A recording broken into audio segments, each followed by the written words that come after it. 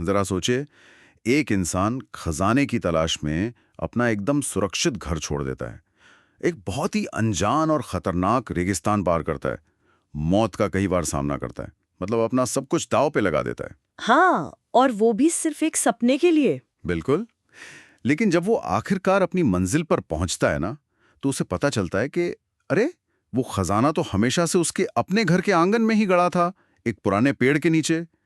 मतलब सुनने में ये किसी क्रूर मजाक जैसा लगता है ना। कोई भी सोचेगा कि ये तो सरासर बेवकूफी है। सही बात है। लेकिन यही वो कहानी है जिसने दुनिया भर में 15 करोड़ से ज्यादा लोगों की जिंदगी बदल दी है। राइट। और शायद यही वजह है कि पाउलो कोएल्हो की दी अल्केमिस्ट सिर्फ एक किताब नहीं रह गई है, मतलब ये एक विश्वव्यापी कल्चरल फिनोमेना बन चुकी है। हाँ, लाइक एक आंदोलन सा बन गई है। बिल्कुल। सतह पर देखें तो ये सांतियागो नाम के एक युवा स्पेनिश गडेरिये की कहानी लगती है जो मिस्र के पिरामिडों तक जाता है। लेकिन अगर हम इसकी गहराई में उतरें तो ये कहानी सिर्फ उस गडेरिये की नहीं रह जाती। ये हम में से हर उस इंसान की कहानी बन जाती है जिसके भीतर कुछ बड़ा करने की चाहत तो है, लेकिन जो अपनी जिंदगी में पहला कदम उठाने को लेकर थोड़ा डरा हुआ है या खोया हुआ महसूस कर रहा है। ठीक है, तो आइए इसे थोड़ा विस्तार से समझते हैं। आज की इस गहन चर्चा का मकसद यही है कि इस जादुई सफर के पीछे छिपे उन साइकोलॉजिकल और प्रैक्टिकल सबकों को डीकोड किया जाए। मतलब उन चीजों को समझा जाए जो किसी भी इंसान को उसके अटकाव से बाहर निकाल सकती हैं। हाँ, ये बहुत जरूरी है। तो कहानी की शुरुआत सांतियागो के एक सपने से होती है। उसे बार बार एक ही सपना आता है कि पिरामिडों के पास एक खजाना उसका इंतजार कर रहा है। अब कोई आम इंसान होता तो शायद सुबह उठकर चाय पीते हुए सपने को एक अजीब सा भ्रम मानकर भूल जाता। बिल्कुल, जैसे हम सब अक्सर करते हैं। राइट। लेकिन ये कहानी हमें हमारे पहले और सबसे बड़े विचार की ओर ले जाती है, पर्सनल लेजेंड। हाँ, पर्सनल लेजेंड, मतलब जीवन का परम उद्देश्य। और यहाँ जो सबसे आकर्षक बात है वो ये है कि ये कोई ऐसी चीज नहीं है जो समाज, परिवार या दुनिया ने किसी पर थोपी हो। यह वह गहरी आंतरिक पुकार है जो किसी व्यक्ति को अंदर से बेचैन करती है। बचपन में जब हम सब छोटे होते ना, तो ये पुकार बहुत स्पष्ट होती है। बच्चों को लगता है कि वे कुछ भी बन सकते हैं। हाँ, बच्चों के लिए तो कुछ भी इम्पॉसिबल नहीं होता। एकदम सही। लेकिन जैसे जैसे हम बड़े होते हैं, एक अजीब सी सोशल कंडीशनिंग शुरू हो जाती है। दुनिया हमें बताने लगती है कि क्या संभव है और क्या नहीं।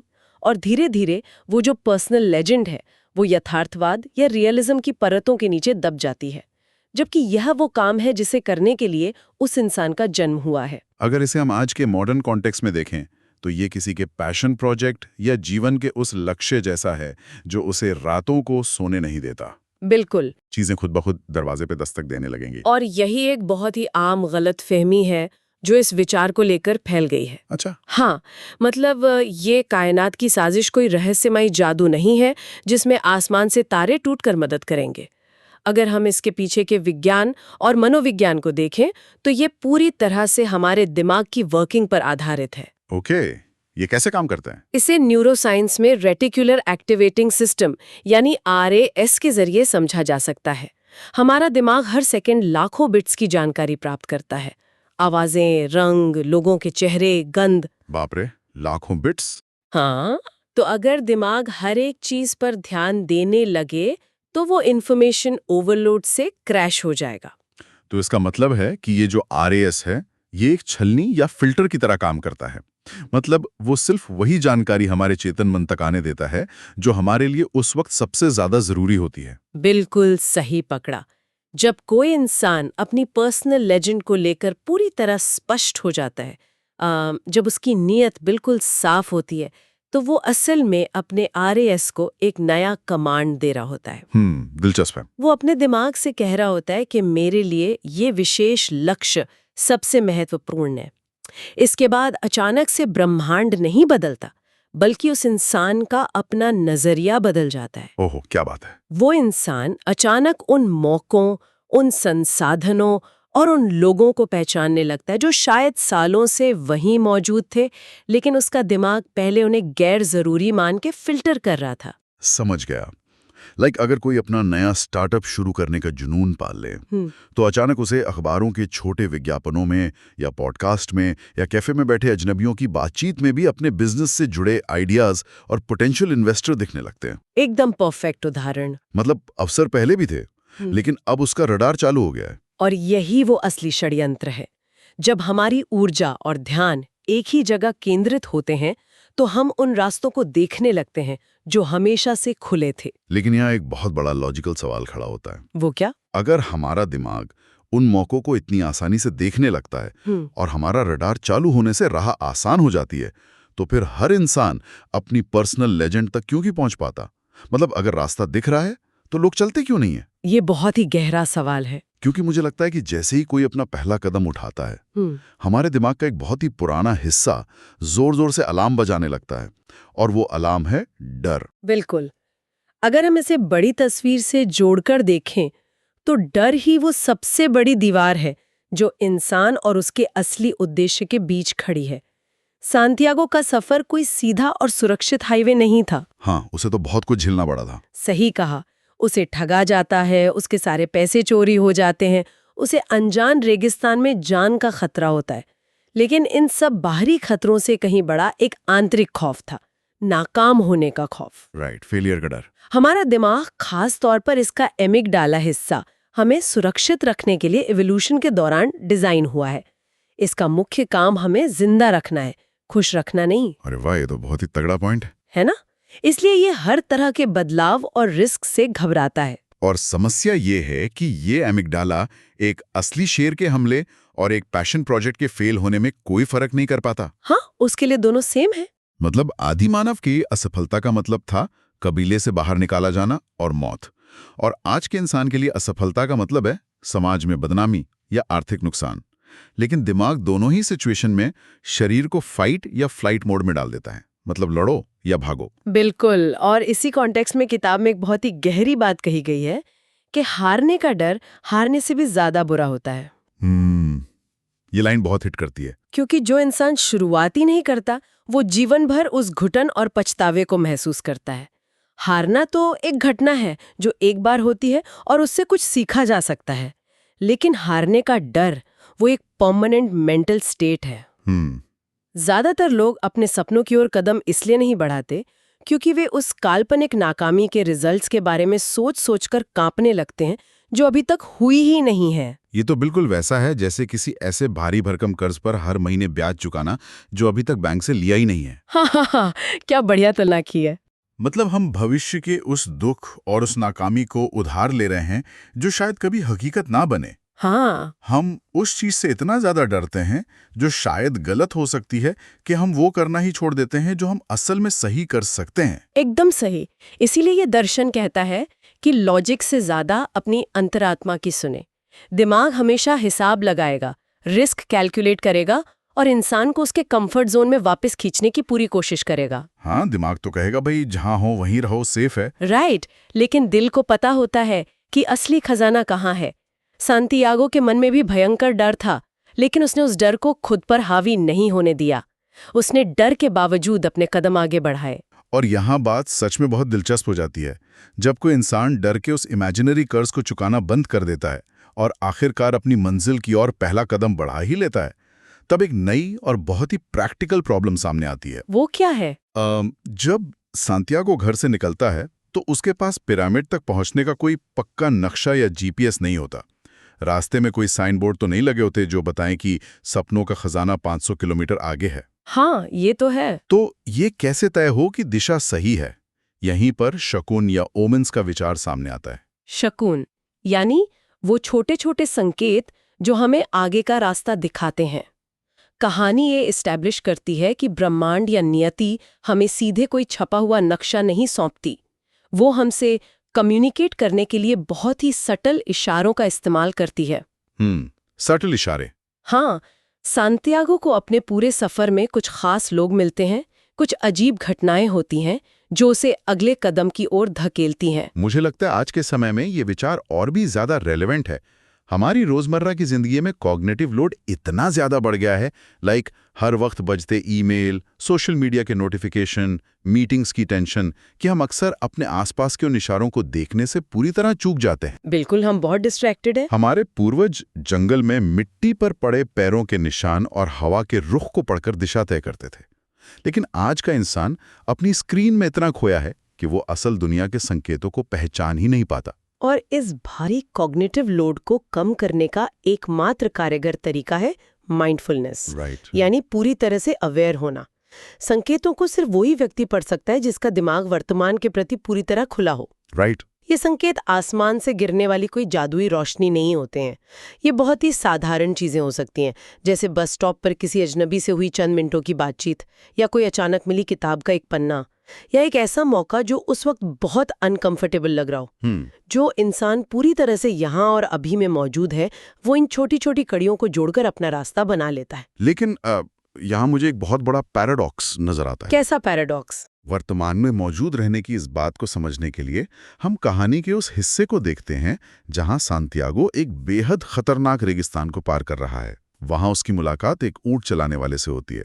उस व्यक्ति का लाइफ को देखने का नजरिया एकदम क्लियर है। वो कहता है, मुझे कल की चिंता नहीं है और ना ही बीते हुए कल का दुख, मैं सिर्फ आज में जीता हूं। हाँ, ये बहुत ही फिलॉसफिकल लगता है। बिल्कुल, सुनने में ये बहुत सुकून देने वाला है। लेकिन सोचिए, सांतियागो तो भविष्य के एक खजाने की तलाश में ये पूरा सफर कर रहा है ना। उसका तो पूरा वजूद ही उस कल के लक्ष्य पर टिका है, तो वो सिर्फ आज में कैसे जी सकता है? ये एक बहुत ही वैलिड पॉइंट है। अगर कोई आज में ही पूरी तरह संतुष्ट हो गया, तो वो कल की कड़ी मेहनत क्यों करेगा? क्या एम्बिशन और प्रेजेंट में जीना, ये दोनों बातें एक दूसरे की जानी दुश्मन नहीं है? ये विरोधाभास सतह पर बहुत ही रियल लगता है। अगर इंसान सिर्फ आज में खुश है तो वो आगे क्यों बढ़ेगा? लेकिन यहाँ हमें संतुष्ट होकर आलसी हो जाने और कर्मठ जागरूकता, मतलब माइंडफुलनेस इन एक्शन, के बीच के बारीक फर्क को समझना होगा। अच्छा, तो ये फर्क क्या है? ऊंट चलाने वाले के कहने का मतलब ये कतई नहीं है कि भविष्य का कोई लक्ष्य ही ना हो। लक्ष्य होना बहुत जरूरी है, क्योंकि वो आपको दिशा देता है, लेकिन उस लक्ष्य तक पहुंचने के लिए जो कदम उठाए जाने हैं, वो सिर्फ और सिर्फ आज में, इसी पल में उठाए जा सकते हैं। अगर मैं इसे एक एनालॉजी से समझूं, मान लीजिए कोई एथलीट ओलंपिक में गोल्ड मेडल जीतने की तैयारी कर रहा है। ठीक है। उसका लक्ष्य 4 साल बाद आने वाले भविष्य का है। लेकिन अगर वो जिम में भारी वजन उठाते समय सिर्फ उस गोल्ड मेडल के बारे में सोचता रहेगा, तो उसका ध्यान अपनी मसल से हट जाएगा, उसका बैलेंस बिगड़ेगा और वो अपना पैर तोड़वा बैठेगा। एकदम सटीक उदाहरण है ये। दिशा भविष्य की ओर होनी चाहिए, लेकिन नजरें और पैर पूरी तरह वर्तमान की जमीन पर टिके होने चाहिए। अगर सांतियागो रेगिस्तान में चलते समय सिर्फ कल के पिरामिडों के बारे में सोचता रहेगा, या इस टेंशन में डूबा रहेगा कि कल पानी मिलेगा या नहीं, तो वो उस जहरीले सांप को नहीं देख पाएगा जो आज इसी वक्त उसके रास्ते में बैठा है। बाप रे। उसका आज का एक गलत कदम उसके भविष्य के सारे सपनों को वहीं खत्म कर सकता है। ये सच में एक बहुत ही गहरी बात है। हम अक्सर ओवरथिंकिंग में इतने उलझ जाते हैं कि उस मंजिल के ख्यालों में खोए रहते हैं जहां हमें पहुंचना है, और इस चक्कर में हम आज का वो काम बिगाड़ देते हैं जो हमें उस मंजिल तक ले जाने वाला था। बिल्कुल। वर्तमान की शक्ति का असली अर्थ यही है कि अगर इंसान अपने आज के हर एक काम को, हर एक कदम को पूरी ईमानदारी और फोकस के साथ बेहतरीन बना ले, तो कल अपने आप उस शानदार भविष्य की मजबूत नींव बन जाएगा। भविष्य का निर्माण वर्तमान के अनगिनत पलों को जोड़कर ही होता है।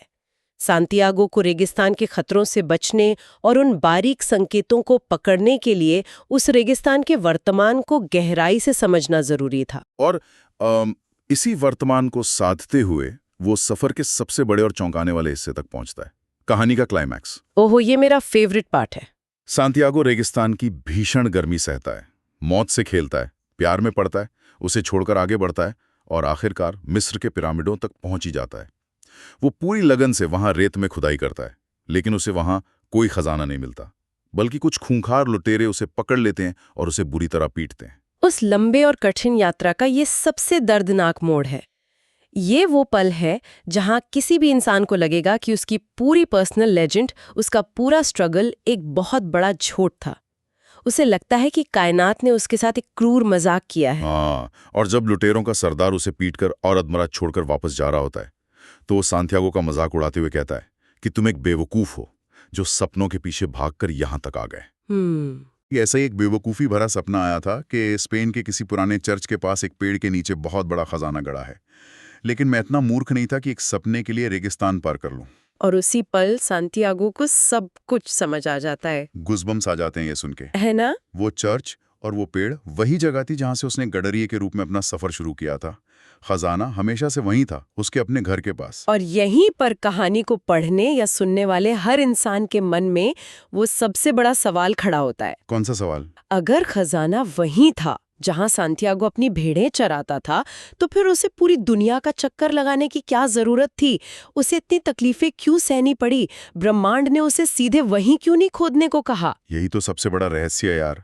पूरी दुनिया घूम ली, मार खा ली, रेगिस्तान में जान खतरे में डाल दी, अपने प्यार को पीछे छोड़ दिया और आखिर में पता चला कि सोना तो अपने ही बैकयार्ड में गड़ा था। लेकिन इसका जवाब ही इस पूरी कहानी की आत्मा है और एल्केमी का असली अर्थ है। एल्केमी? हाँ, एल्केमी का मतलब होता है किसी साधारण धातु को एक लंबी और कष्टदायक आग की प्रोसेस से गुजारकर शुद्ध सोने में बदलना।